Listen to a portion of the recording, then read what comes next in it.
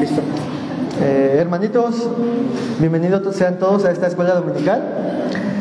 ¿Cómo estamos, hermanos? ¿Cómo están por acá? ¿Todos bien? Bien. ¿Ya listos? Muy bien. Pues hoy vamos a terminar con la serie que estamos llevando acerca de doctrinas, sectas y religiones peligrosas. Como ustedes saben, dijimos la semana pasada que íbamos a tener una sesión de preguntas y respuestas. Tenemos algunas preguntas que quererles mostrar. Así que vamos a empezar con una pequeña oración para este tiempo, ¿va? Señor, te damos muchas gracias por este día que nos has dado. Señor, te pido que nos bendigas con tu presencia, Señor, con tu palabra, Dios. Tú sabes que hoy terminamos esta serie, Dios. Te pedimos que en este tiempo de preguntas y respuestas, Señor, podamos también ser edificados, podamos también ser ayudados a nuestro crecimiento y desarrollo como cristianos, Dios. En tus manos estamos, Señor. Usa la vida de Carlitos, mi vida, Señor, de los que hemos de participar, de mis hermanos que han también de participar y preguntar, y que todos, Señor, seamos bendecidos a través de este momento, Dios. Gracias te damos por todo, en el nombre de Jesús. Amén. Amén. Bien, hermanitos, pues, como ustedes saben, tuvimos una serie de enseñanzas. Ay, creo que no cambia. ¿Si me ayudas a cambiarla, Gloria, por favor? Porque no sé por qué no cambió. Una serie de enseñanzas de varias lecciones que tuvimos.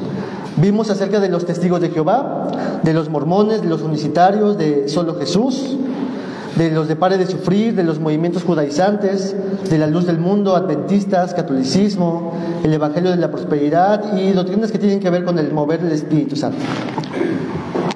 Ya hemos visto bastantitas cosas acerca de todo esto. El día de hoy vamos a hacer una sesión de preguntas y respuestas, así que vamos a pasar con esta sesión. Les voy a platicar cómo va a ser la dinámica. La dinámica va a ser la siguiente. En pantalla va a salir una pregunta y yo les voy a preguntar a ustedes. Algunos de ustedes se animarán a responder. No importa si está bien o está mal. El chiste es poder tener esta retroalimentación, porque al final Carlitos o un servidor o de los que enseñamos vamos a dar una respuesta de lo que hemos visto, ¿va? Entonces es muy importante su participación, porque así ustedes se ponen en un contexto de me preguntaron esto y qué debo de responder, ¿no? ¿Ok? Entonces vamos a empezar con la primera pregunta que tenemos ahí en pantalla. La primera pregunta, hermanos, es una pregunta un poco reflexiva y dice: ¿cómo identifico una secta de una religión peligrosa? O sea, la diferencia entre secta y religión, ¿va? ¿Alguien pudiera darnos una respuesta de lo que piensan ustedes, lo que hemos visto, de cuál sería la diferencia de una secta y una religión peligrosa, hermanitos? ¿Alguien se anima? Ánimo, hermanos, no tengan miedo, ¿eh? Aquí no pasa nada, ¿sale? ¿Alguien? ¿O yo empiezo ya a señalar? Una secta, para mí sería que religión un líder y que sus congregaciones fanáticas a ese líder. Ok. ¿Sí escucharon, hermanitos? Lo que dijo nuestro hermano es de que una de las características de una secta es de una persona que está enfocada hacia un líder y que todo lo que diga el líder, eso es lo que tiene que hacerse, ¿verdad? ¿Ok? ¿Qué piensan de eso, hermanos? ¿Eso forma parte de lo que es una secta? Por tanto, yo creo que si hay una organización, tiene una organización muy grande y depende de esa organización. Nuestro hermano Carlos dice que tiene una organización muy grande y que depende de esa organización. Nuestro hermano también enfatizó de que es muy fanático, ¿no? Que todo lo que diga el líder, inclusive a veces cuando diga algo, cosas muy perversas y malas, sabemos de líderes de unas sectas donde los llevaron a sus congregantes a matarse, ¿no? Entonces, porque están muy fanáticos con ese líder, ¿va? ¿Alguien más, sí, hermanita? Cuando la autoridad de las Santas Escrituras no es, ahora sí es el...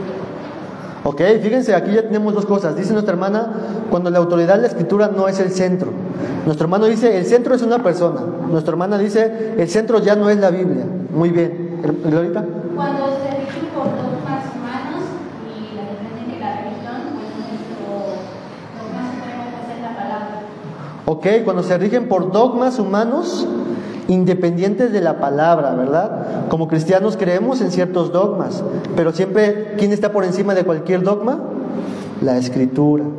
Una secta se rige por dogmas que a veces contradicen a la Escritura misma y eso sería una secta, ¿no? Muy bien, ¿alguien más, hermano? Muy bien, muy buena participación. ¿Por acá? ¿Alguien tiene algo más que comentar, que decir? Frank, te veo con ganas de decir algo, ¿no?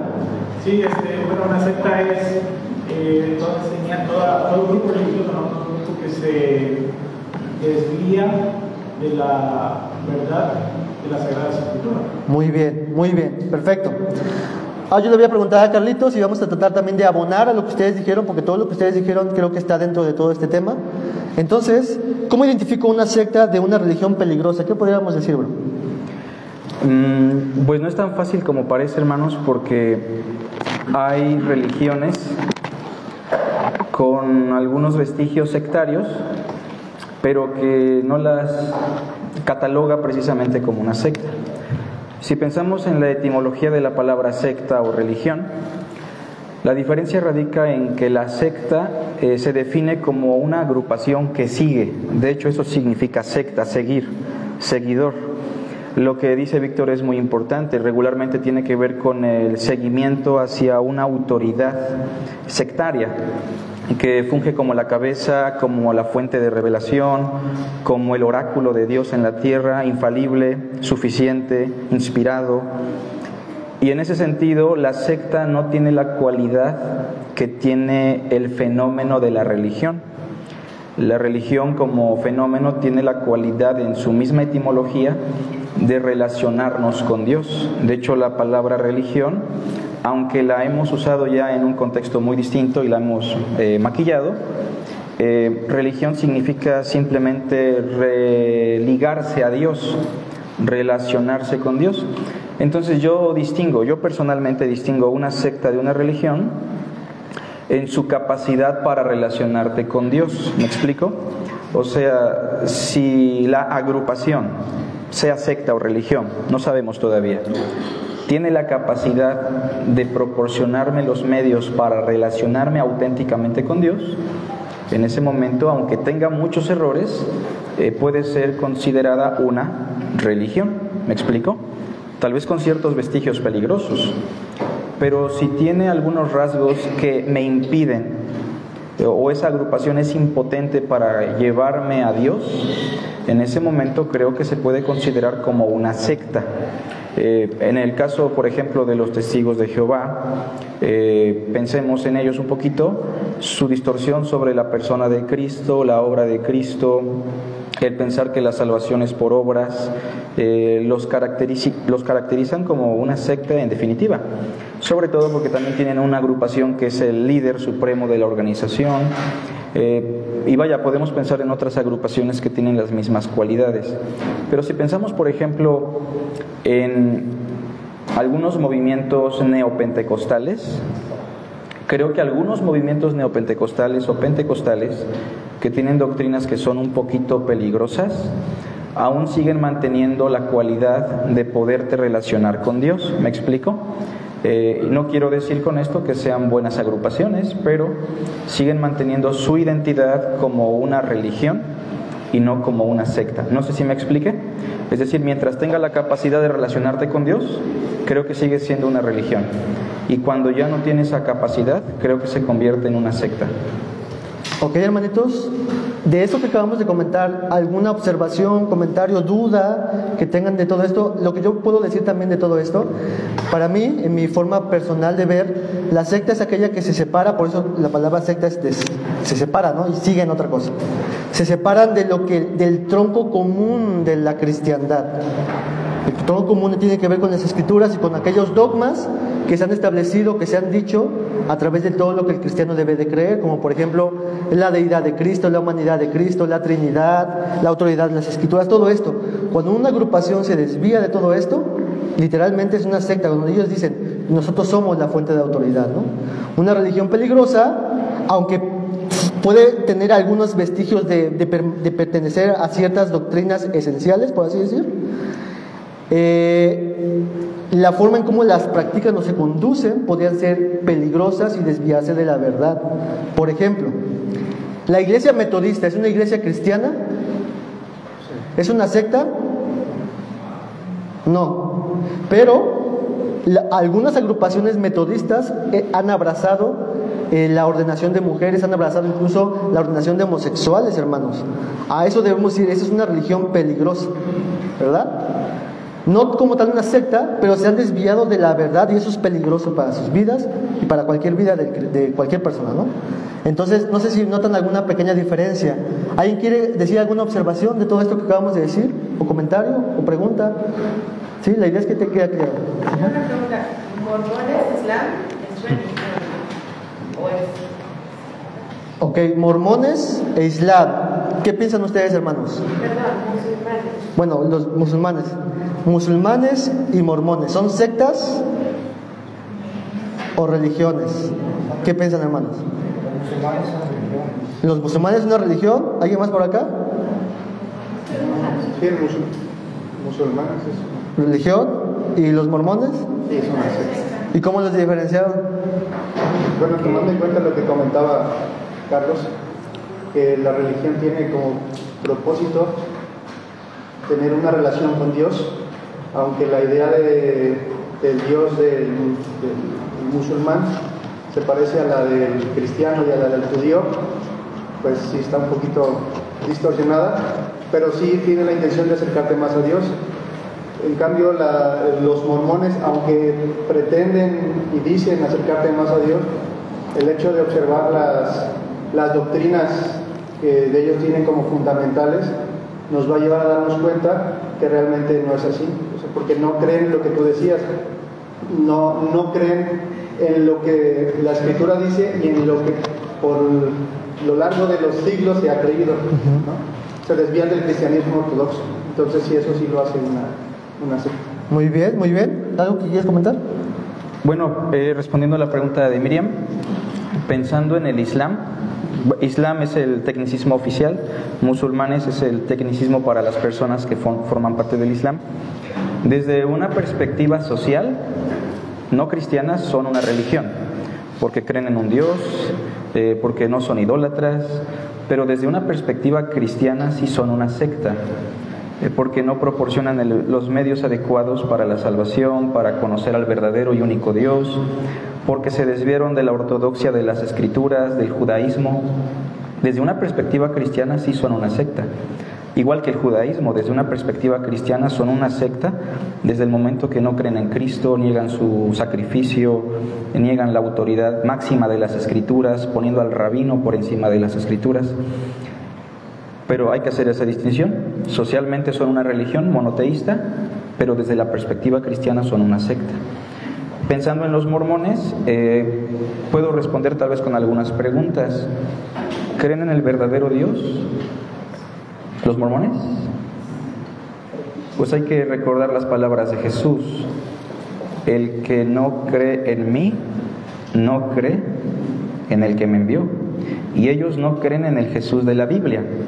Ellos creen en un Jesús que viajó o se teletransportó a las Américas, que les dio otro evangelio, que les da otro medio de salvación, que es por medio del bautismo, y al integrarse a la organización de los santos de los últimos tiempos.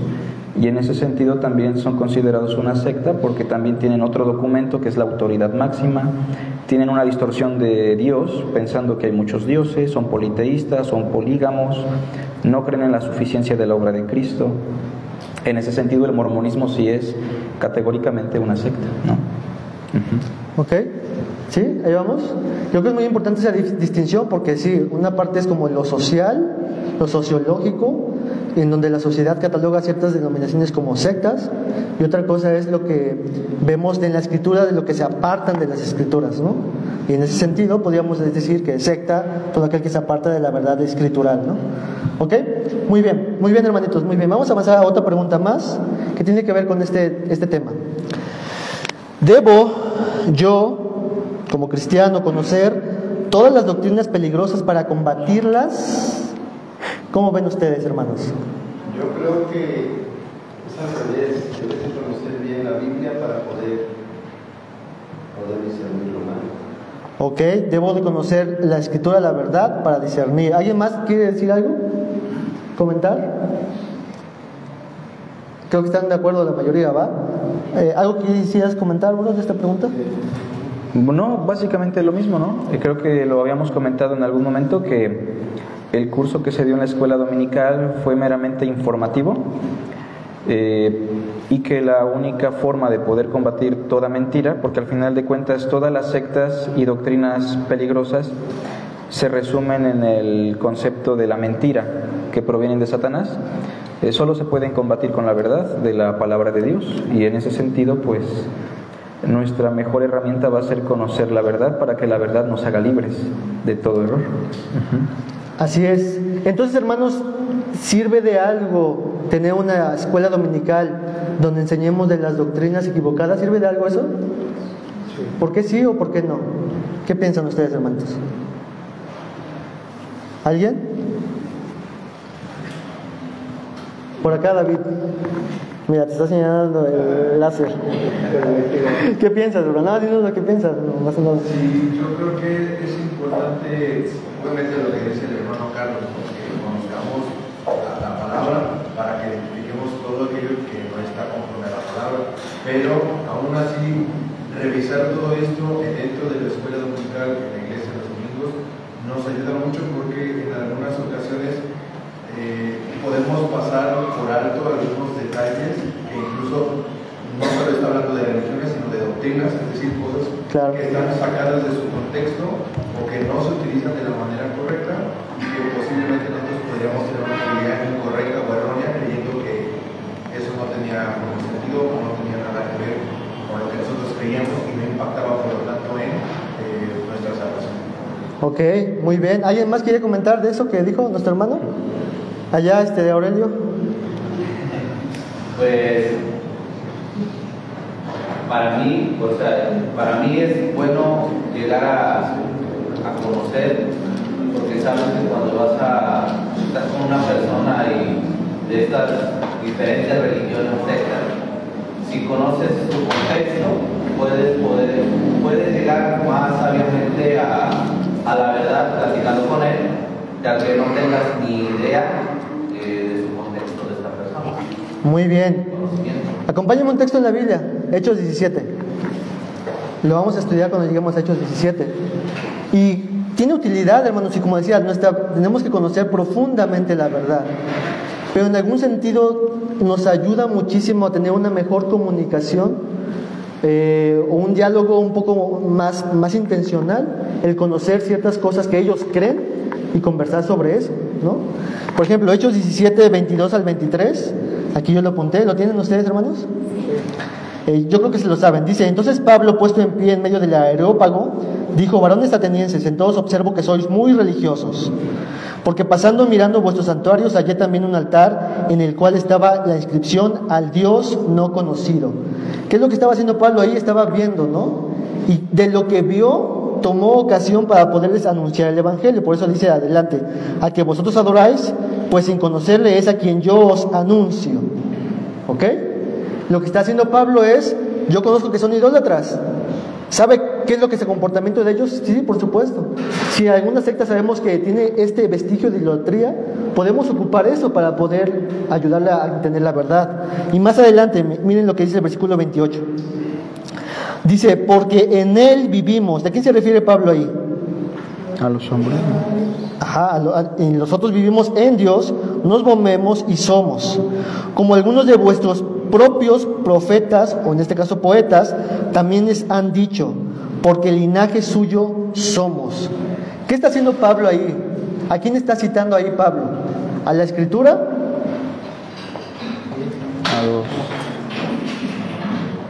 A los epicúreos, creo, ¿no? Ajá, los epicúreos, por ahí. Aquí yo tengo apuntados a Epiménides, un poeta de aquel entonces que decía precisamente eso acerca de Dios, una reflexión acerca de la divinidad. Nosotros nos movemos, existimos a causa de la divinidad, ya sea la razón, ya sea el arqué, ya sea el logos, nos movemos debido a él.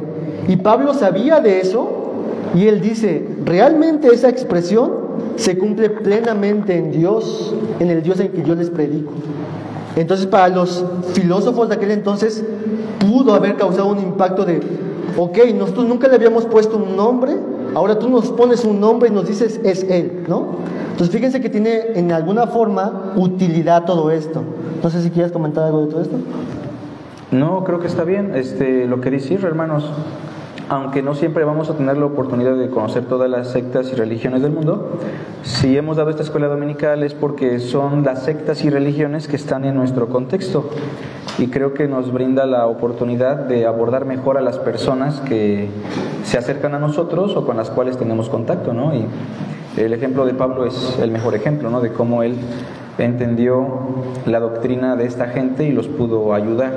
Lo mismo de Jesús con los saduceos. Él los refuta de manera efectiva porque él conoce un poquito de su doctrina, ¿no? Pero si no tuviésemos la oportunidad, lo que dice el hermano Carlos es vital. Conocer la palabra es básicamente suficiente, ¿no? Exactamente, exacto. Entonces, ayuda en algún sentido, hermanos. Va, siguiente pregunta, hermanitos. ¿Sale? Y dice la siguiente así, yo creo que se la saben. ¿Cómo podemos o cómo debo combatir las sectas? Y también cómo debo de abordar a los sectarios. ¿Cómo? ¿Qué nos dice la escritura de esto, hermanos? ¿Cómo debemos hacerlo? ¿Alguien? Frank. Bueno, la palabra nos indica que santifiquemos al Señor nuestro Dios en nuestros corazones y que estemos siempre preparados para presentar defensa de la verdad con nuestra iglesia ante todo aquel que demande esa fe, ¿no?, la cual nosotros profesamos. Así es, hermanos. Como ya le hemos dicho, toda esta información que tenemos no es para ganarte un ganador en el ajedrez de la religión, ¿no? Como te gané. Mis argumentos fueron mejores, tus estudios fueron más débiles. Sino la idea es, como decía, en nuestros corazones santificar a Dios, responder con mansedumbre, con humildad y guiarlos a Cristo Jesús. Siempre ese va a ser el común denominador en todas las cosas que tenemos que hacer, ¿no? ¿Quisieras abonar algo más? Pues en cuanto a la actitud, lo que dice Frank es fundamental, porque yo personalmente cuando recién me convertí era una persona muy agresiva o muy beligerante con los sectarios, ¿no? A veces me aprendía 1 o 2 textos solo con la finalidad de poderlos humillar o desacreditar, lo cual obviamente está mal, porque Frank acaba de citar 1 de Pedro 3:15, que dice que debemos presentar defensa con mansedumbre y reverencia. Ahora, en cuanto al cómo poder ayudarlos, más allá de nuestra actitud, Jesús nos enseña 3 principios importantes. Cuando Jesús es cuestionado en Mateo capítulo 22, que es la sección de los cuestionamientos, Jesús nos enseña en primer lugar el arte de saber escuchar. ¿A qué me refiero? Jesús nunca interrumpió o nunca se vio grosero en cuanto al escuchar las preguntas o los razonamientos de los sectarios. Y nosotros tenemos que aprender de Jesús eso también. Debemos aprender a escuchar a las personas que vienen con una perspectiva diferente, porque aunque sean sectarios, tal vez exista algo que tenga un porcentaje de verdad y nos pueda incluso ayudar. Bueno, el arte de saber escuchar. Lo segundo que nos enseña Jesús es el arte de formular preguntas, porque cuando Jesús escucha a los que lo cuestionan y le dicen, ¿es lícito dar tributo a César o no es lícito? Él primero los escucha, pero él ¿cómo responde ante el cuestionamiento sectario? Él responde con una pregunta de quién es la moneda y su inscripción. O cuando lo cuestionan también y le dicen, maestro, ¿cuál es el gran mandamiento? Él simplemente responde, ¿cómo lees? O cuando le dicen, maestro, ¿quién es mi prójimo? Él pregunta después de dar una parábola, ¿cuál de estos fue el prójimo del que cayó en manos de los ladrones? Es decir, las preguntas al sectario le van a ayudar más que la confrontación directa. Por ejemplo, llega un testigo de Jehová y te dice, ¿no le gustaría a usted, don Frank, formar parte del reino? Tal vez Frank puede ser tentado a decirle, ¿usted sabe lo que es el reino? Primero, yo le voy a explicar que el reino es esto y aquello. Pero si Frank le dice, ¿y qué es el reino según la palabra? Tal vez el sectario en ese momento diga, caray, la revista no me está ayudando en este momento. Entonces la pregunta le va a ayudar a Frank poder profundizar más. Y lo tercero que encontramos en Jesús es el arte de confrontar. Jesús confronta a través de un proceso que ya hemos mencionado, la nutesis, ¿se acuerdan? La reflexión de la mente. Cuando le dice a los sectarios de quién es la moneda en inscripción, Ellos empiezan a reflexionar porque ven la moneda, y en la moneda, ¿a quién ven? A Tiberio César. Y la inscripción dice: Tiberio Augusto Majestuoso, hijo del Altísimo.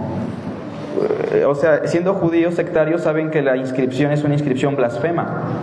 Por eso Jesús les dice: vayan y denle a César lo que es de César. Nada tiene que ver con Dios esta moneda. Y en ese sentido creo que así podríamos abordar a los sectarios, ¿no? Creo que eso puede ayudar mucho. Muy bien. ¿Alguna pregunta, hermanitos, de comentario de todo esto?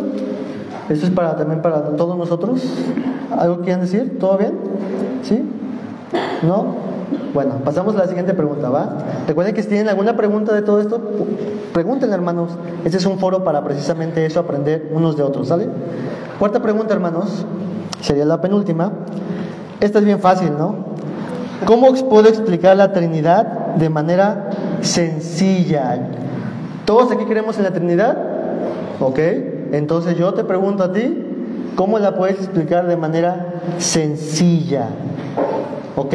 ¿Alguien? Os empiezo a señalar con mi ¿alguien puede dar una pequeña explicación sencilla de todo esto? No hay manera sencilla de explicar la Trinidad.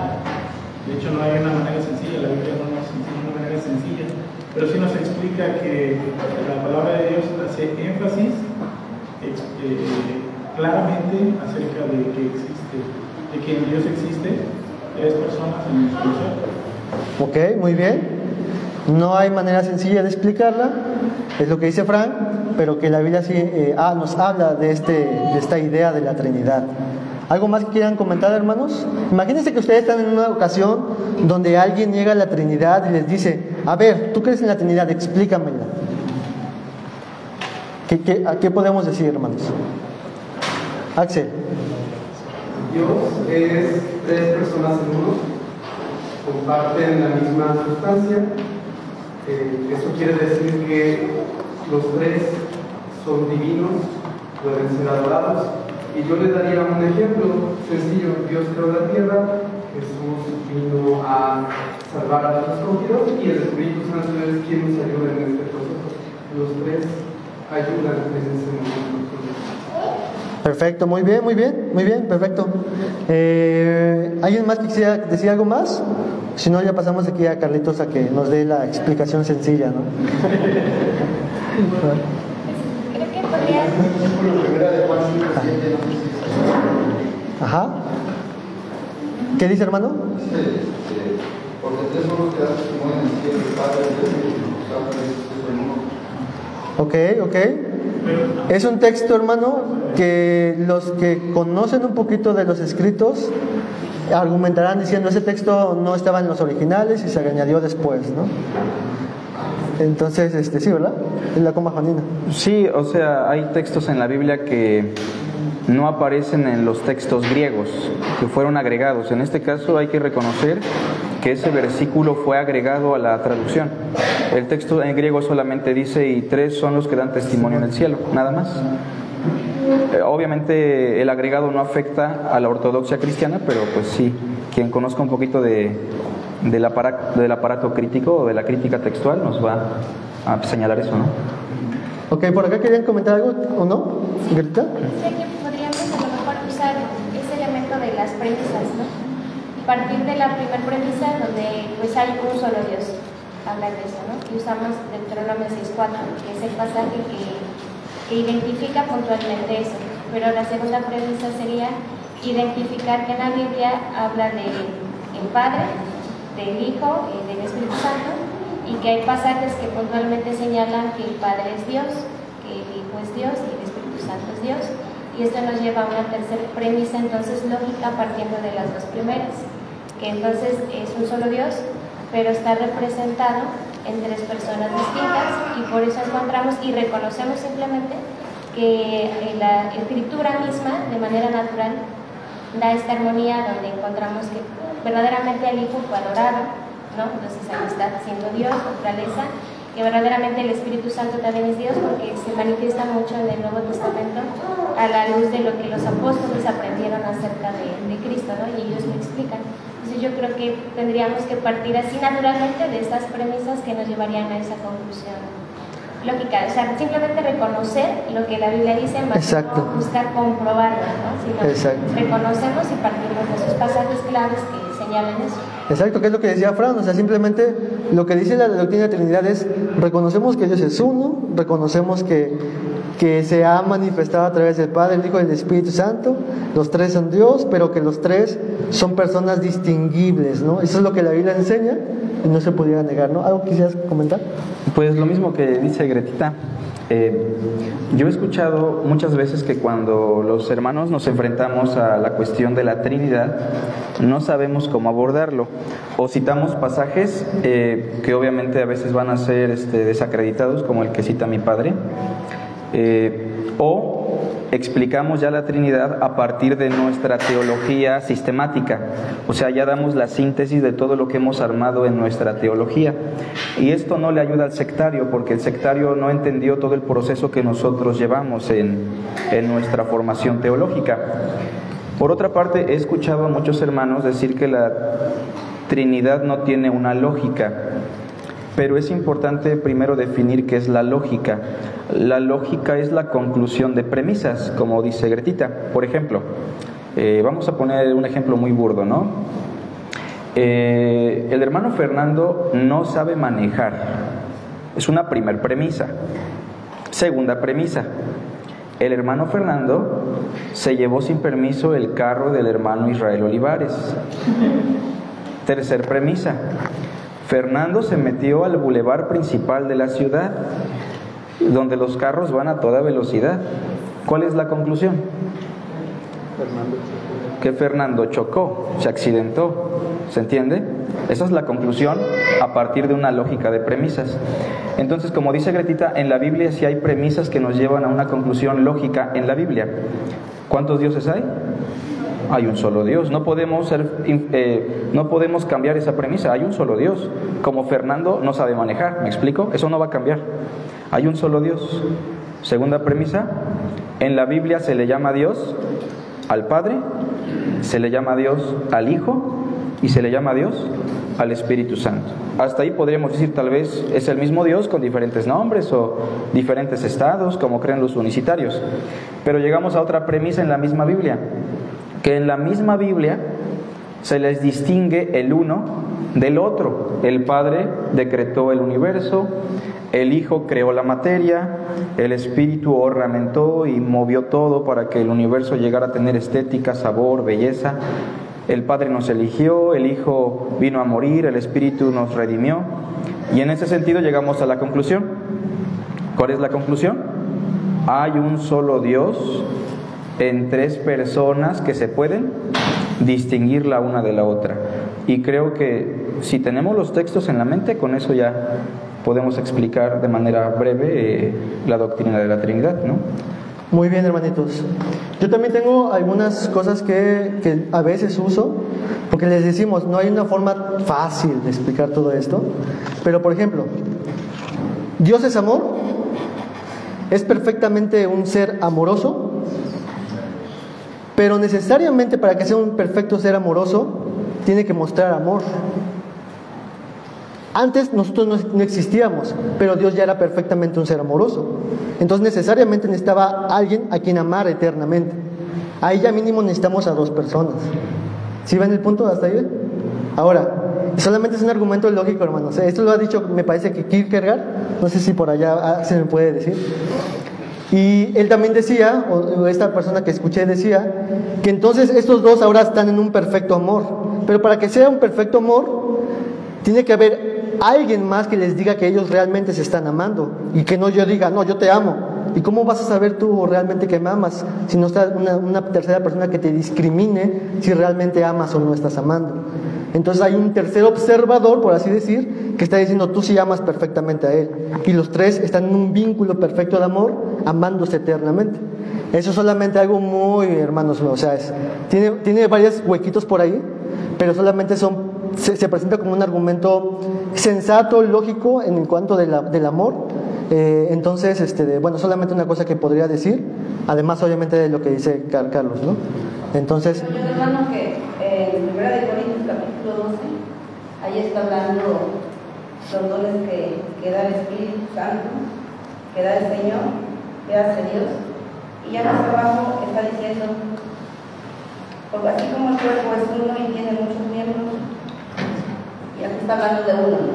Pero más adelante en el versículo 13, dice, son uno solo cuerpo, así también Cristo. O sea, lo que si leemos bien detenidamente, ahí está hablando de un solo Dios que se manifiesta en tres personas y que los tres son los que dan esos dones, ¿no?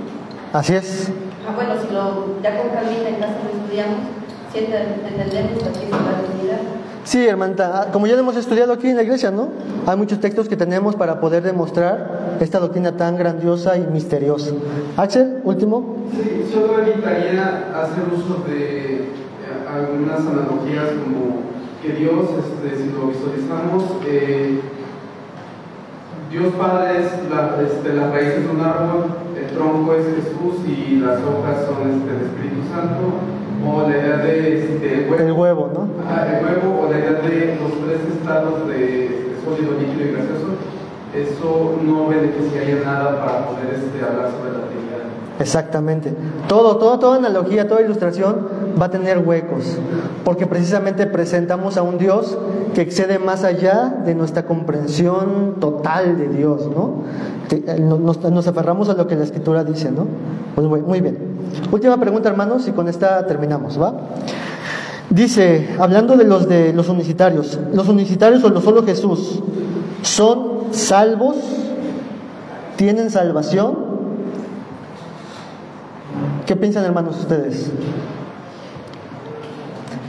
Precisamente ellos niegan la Trinidad, ¿no? Ellos creen que no existe la Trinidad, sino que es un Dios que a veces es Padre, que a veces es el Hijo, que a veces es el Espíritu Santo, ¿no? Entonces, ¿alguien? ¿Son salvos? ¿Qué piensan ustedes, hermanitos? Y viene el dedo acusador. Allá, Axel. Yo creo que solamente podemos experimentar esto por medio de una conversión. Bueno, yo lo que he leído es poder practicar, vuelvo atrás, lo que es la Trinidad. Sabemos que siendo convertidos, sabemos que es una realidad, pero es inexplicable para la persona que no conoce. Ok, pero entonces la pregunta es, ¿un unicitario que niega la Trinidad es salvo? ¿Cómo ven, Axel? Yo más bien quisiera regresar a la pregunta con otro ejemplo, y sería con Apolos, que en su momento no conocía del Espíritu, de lo que había ocurrido. Si él hubiera muerto allí, entonces él no hubiera sido salvo. Muy buena pregunta. Fíjense las preguntas. Otro ejemplo más. ¿Abraham creyó en la Trinidad? No. Vamos a ver todo esto. Si sí o si no. Bueno, vamos a explicar todo esto. Y ahorita regresamos al caso de Abraham y al de Apolos, ¿no? ¿Quisieras comentar algo, bro? Pues creo que pensando en la pregunta de Axel, da apertura para tener un criterio más amplio, porque pasa lo mismo en el fenómeno de las iglesias trinitarias. Hay hermanos que se convierten genuinamente al Señor y pasan años y ellos no conocen, ni entienden, ni saben explicar la doctrina de la Trinidad, y sin embargo muchos de ellos sí han nacido de nuevo. Bueno, la salvación no es por tener una doctrina pulcra sobre la Trinidad, sino por creer que Jesús es el Dios encarnado, quien vivió, murió y resucitó por nosotros, ¿no? Sin embargo, lo que yo puedo decir aquí es lo siguiente: si Apolos no hubiese escuchado el consejo de Priscila y Aquila y se hubiera cerrado a ello, hubiese evidenciado que él realmente no conocía al Dios verdadero. Y si una persona que forma parte de la iglesia unicitaria, después de escuchar con la palabra la verdad y aún así resistirse a ello, creo que aplica lo que dijo Jesús: si yo no hubiese venido, no tendrían pecado, pero por cuanto dicen veo, vuestro pecado permanece. Y también Jesús dijo: si no creen que yo soy, en vuestros pecados moriréis. El unicitario en teoría no cree en el Jesús de la Biblia, porque no está creyendo en un Dios verdadero que se distingue del Padre, del Hijo y del Espíritu. No tienen al Jesús bíblico en ese sentido. pero vuelvo a reiterar, todo tiene que ver con su nivel de comprensión muchas veces, ¿no? Yo creo que sí puede haber alguien ahí que se ha salvado, pero que es inconsciente de la doctrina, pero que si es de Dios, Jesús dijo las palabras de Dios, oye, y cuando escuche la verdad la va a aceptar, tarde que temprano, ¿no? Muy bien. ¿Quieres decir algo más? No. ¿Cómo ven, hermanos? ¿Comentarios, dudas, preguntas de esto, de este punto? Yo quisiera comentar algo, porque creo que cuando nos tocaba esta enseñanza, también creo que hicieron una pregunta parecida, ¿no? Y los unicitarios se caracterizan por pensar que Jesús es una manifestación de Dios, ¿no? Una manifestación en su tiempo, en la historia. Pero también teóricamente creen lo que dice Hechos 4:12, ¿no? Que no hay otro nombre en el cielo de los hombres en que podamos ser salvos. Eso solamente teóricamente, pero en la práctica ellos se apegan al bautismo en solo Jesús, que dice Hechos 2:38. Entonces, en la práctica ellos, si tú no te bautizas con esa fórmula bautismal, entonces tú no eres salvo, o sea, tú sigues en tus pecados. Entonces yo, en ese sentido, yo diría que lo solo Jesús, como lo comentaba Carlos en su momento, las personas que se dedican a enseñar, es decir, los maestros de solo Jesús, que a pesar de conocer y de evidenciar la realidad de las Escrituras, se empecinan en seguir enseñando esto, ellos definitivamente no pueden ser salvos. Muy bien, hermanitos. Es lo que creo que ya una vez ya habías respondido una vez, os había preguntado. Entonces, no puede ser que un cristiano realmente sea cristiano si a lo largo del tiempo esté negando una doctrina que claramente la Biblia enseña, ¿no? Entonces ahí cuestionaríamos su sinceridad, su cristianismo y etcétera, ¿no? Si claramente ante la verdad está empecinado y obstinado y rechazando y predicando otra cosa que sea contraria, ¿no? Si realmente ha sido salvo, Dios lo va a encaminar ¿hacia qué? Hacia la verdad, hacia la Escritura, ¿no? Y en algún momento, tarde o temprano, si ha sido salvo, va a tener que aceptar claramente lo que la verdad enseña, ¿no? Y entonces disfrutará la plenitud de la verdad en Cristo, ¿no? Entonces, pues bueno, con esto, hermanos, hemos terminado algunas preguntitas que teníamos por ahí y terminamos con esta serie de enseñanzas de doctrinas, sectas y religiones peligrosas, hermanos. Entonces, ¿alguien quisiera hacer alguna observación, comentario, duda final para cerrar, darle vuelta a la hoja? ¿Todo bien? ¿En lo que estuvimos viendo?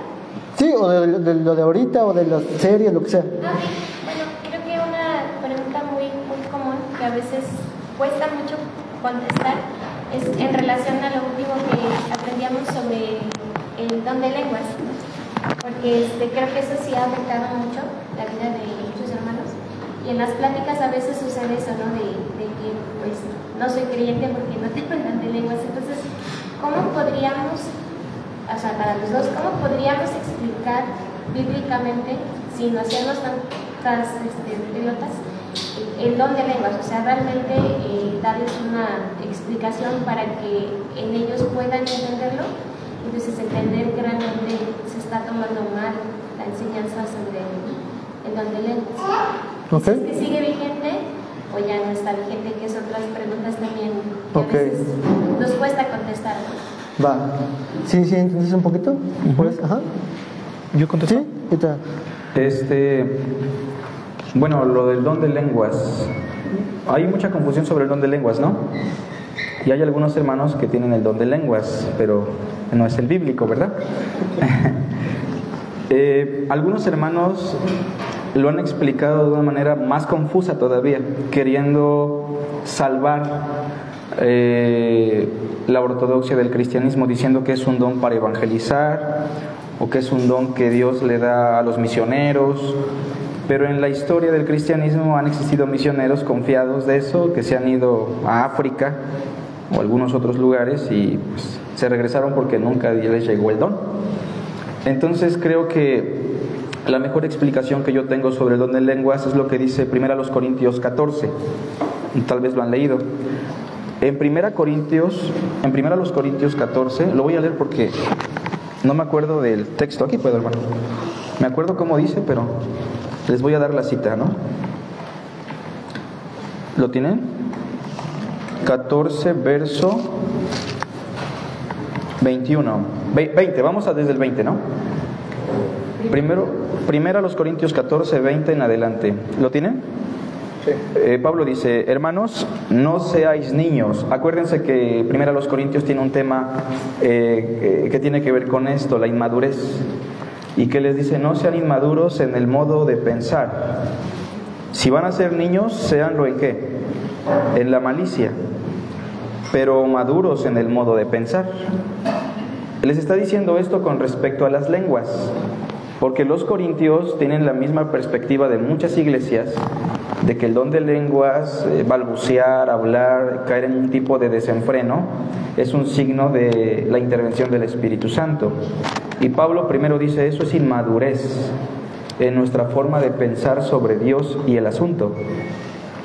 Verso 21 les dice: en la ley está escrito. En la semana le explicaba a mi hermana Yolanda que el término ley no siempre se usa para hablar del Pentateuco. A veces se utiliza para hablar de las escrituras en general. Y aquí Pablo está citando Isaías capítulo 28, versículo 11. ¿Qué dice ese pasaje? En otras lenguas y con otros labios le hablaré a este pueblo. O sea, el don de lenguas tiene su referencia en una profecía del Antiguo Testamento, donde Dios profetizó y predijo que llegaría el momento en que con otras lenguas, es decir, otros idiomas, y con otros labios, es decir, con labios de gente que no sería judía, Dios le iba a hablar ¿a quién? Dice el texto: a este pueblo, que en el contexto de Isaías es el pueblo judío. ¿Y qué dice el verso al final? Y ni aún así me oirán, dice el Señor. O sea, Dios está diciendo: a Israel le voy a hablar en otros idiomas y con labios extranjeros. De hecho, así dice el texto original. Y ni aún así me van a escuchar. Después Pablo da la interpretación del don de lenguas en el verso 22 y explica: así que, esa es la interpretación, ¿no? Las lenguas son por señal ¿a quién? No a los creyentes. Pregunto, ¿las lenguas sirven de algo a los creyentes? ¿El que yo hable en lenguas aquí le sirve de algo a la comunidad? No. ¿Sino a quién? Pero acuérdense que el texto habla de incrédulos específicos, incrédulos del pueblo judío. Son una señal para los incrédulos, esa es la realidad. Ahora, si lo pesamos esto a la luz del documento histórico que tenemos, que es Hechos, solamente se habló en lenguas 3 veces en Hechos, ¿se acuerdan? Una fue en Pentecostés, la otra fue con la familia de Cornelio y la tercera fue en la sinagoga de los Efesios. A ver, pensemos un poquito. En Pentecostés, ¿quiénes hablaron en lenguas? ¿Judíos o personas que no eran del pueblo judío? De hecho, la expresión fue: ¿no son todos estos galileos? De hecho, el único judío puro de los apóstoles era Judas, quien traicionó a Jesús. Todos los demás eran galileos. La segunda pregunta: ¿quiénes fueron testigos de ese milagro? Los judíos. ¿Y todos se convirtieron? No, se cumplió la profecía. En la segunda experiencia con Cornelio, ¿quiénes hablaron en lenguas? ¿Los judíos que fueron con Pedro o los paganos de la familia de Cornelio? Fueron los paganos los que hablaron en lenguas, la familia de Cornelio. ¿Y quiénes se quedaron sorprendidos? Los de la circuncisión. Y lo mismo pasa en la sinagoga de los Efesios. Los que empiezan a hablar en lenguas son los efesios, y los que son testigos de esto son los judíos, y ni aún así se han convertido.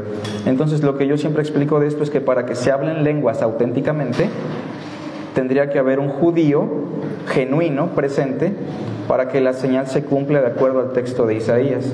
Y de otra manera, pues simplemente yo creo personalmente que es circo, maroma y teatro, ¿no? Es mi punto de vista nada más, ¿no? Lo que yo añadiría a esto, ¿sí, hermanita?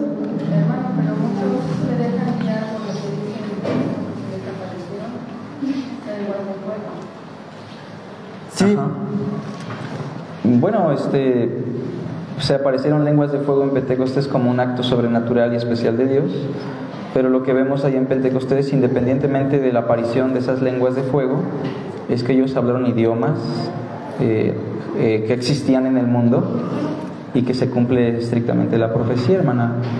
Fuera de eso, pues creo que es muy complicado llegar a una conclusión, ¿no? Es que sí es un fuerte que literalmente dice lenguas, ¿se imaginan lenguas ahí o no? Hay que explicar, ¿no? Que son idiomas, ¿no?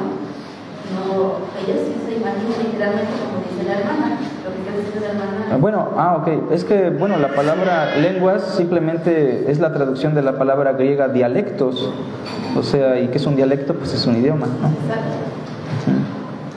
Sí, si usted se refiere a la parte como aparentemente sobrenatural, donde Lucas describe o los demás podrían ver como si estuviera algo encima de ellos, independientemente si eso fuese real o no, lo que importa es el hecho de que Dios está manifestando su presencia ahí de forma especial y singular, y no se va a volver a repetir esa misma situación en esas mismas características más hacia adelante, ¿no?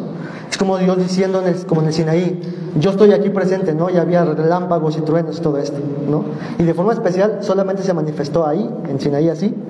Y de la misma forma en Pentecostés Dios está manifestando a través de un nuevo tiempo, a través del Espíritu Santo, incluso en el posible caso dando evidencias visibles y audibles de que Él está manifestándose ahí. Pero a partir de ahí ya todo va por otro rumbo, ¿no? Entonces, bueno, lo que puedo añadir a lo de las lenguas es que siempre yo tengo los parámetros de esto. Las lenguas, ¿para qué fueron dadas en dado caso? ¿Para el beneficio personal o para la edificación? Para la edificación de la iglesia, todo don para la edificación de la iglesia. Entonces tenemos un punto, ¿no? Las lenguas que vemos en el Nuevo Testamento eran idiomas balbuceos que no tenían, bueno, no era ningún idioma, era un balbuceo X, o eran idiomas que la gente conocía y podía comprender. Al menos en Hechos, los idiomas que escuchaban son idiomas que podían comprender y entender, o sea, no eran carentes de entendimiento. Lo que vemos en muchas iglesias es que algunos hacen una clase de balbuceo, pero no se sabe qué es lo que dijo esta persona. Por lo tanto, ahí ya no está siendo para edificación, no se está comprendiendo, y en el parámetro de 1 Corintios dice que si están hablando en lenguas callen y uno interprete, ¿no? O uno o dos, no me acuerdo. Entonces que se pruebe, que se pueda dar porque es edificación para la iglesia. Yo al menos, y aquí nos dividimos un poquito, ¿va? Yo sí creo que hay un don de lenguas, pero en estos casos en particular, en donde se entiende lo que se está diciendo, hay un intérprete, donde hay una causa particular por la que Dios está permitiendo todo esto, y se hace todo esto, ¿no? Como lo vemos en lo que tenemos en Hechos y en 1 Corintios. Les doy un ejemplo que obviamente no es bíblico, sino es de experiencia solamente, en donde una persona fue llevada solamente es como, lo podemos poner entredicho, ¿no? Si es cierto o no. Pero esta persona narra de que lo mandaron a predicar a una tierra precisamente lejana, que no conocía el idioma, dependía de un traductor. El traductor, en una ocasión de tantas veces que lo hacía, no llegó. La persona se puso muy mal de no saber qué va a pasar, y él dijo, pues yo voy a decir lo que tengo que decir, ¿no? La persona narra y describe que se paró delante de las personas como siempre lo hacía y les empezó a hablar en su idioma. Pero después le dieron gracias, o le tradujeron de que le dieron gracias por todo lo que dijo, porque todo lo que dijo lo entendieron. Y yo digo que en ese caso, esas son parte de las lenguas de las que yo acepto, ¿no? Donde se entiende lo que se dice, se puede interpretar, es para edificación, te guía hacia Cristo y no sobre tu propia persona, ¿no? Eso solamente es en entredicho como paréntesis, hermanos, ¿sale? Y aquí podemos tener distinciones y diferencias, pero el mismo punto es el básico, ¿no? Toda cosa que Dios nos da es para edificación de la iglesia, es para exaltar el nombre de Cristo y es para humillarnos a cada uno de nosotros a rendirnos a Él, ¿no? Entonces es lo que yo podría añadir, ¿no? En ese punto, ¿no? ¿Va? Entonces, pues bueno, hermanito, terminamos esta sesión de preguntas y respuestas. Vamos a terminar con una pequeña oración. ¿O quieres comentar algo más? Nada más que tal vez que el que predicó, no sé si tenía subtítulos arriba, puede ser, digo, ¿no? Que por eso entendieron. No, era una sierra. Cierto. Pero podría ser, ¿no? Y así hay muchos casos, hermanos, en la historia, pero bueno, son cosas que siempre podemos estar al margen como de, como que lo dudo, ¿no? Pero tampoco podemos decir, Dios no pudiera hacer eso, ¿no? Entonces, pero tengamos esos criterios generales para hacerlo todo en el orden de Dios, ¿no? Bueno, vamos a terminar con una pequeña oración. Señor, te damos muchas gracias por este día que nos has dado. Gracias por tu palabra, Señor, porque por encima de nuestras experiencias, por encima de nuestra forma de entender las cosas, Señor, tu palabra es la que debe de predominar, Señor, y regir nuestra vida, Señor. Te pido que nos ayudes, Dios, para que todo lo que vamos comprendiendo, Señor, en las dominicales, en las enseñanzas, podamos asimilarlo en nuestro interior, darte gracias y alabarte a ti, Señor, y poder compartir a otros de la libertad que tenemos en Cristo Jesús. Gracias, Señor, te damos por todas las cosas y bendícenos en todo lo que resta de este día. En el nombre de Jesús. Amén. Amén.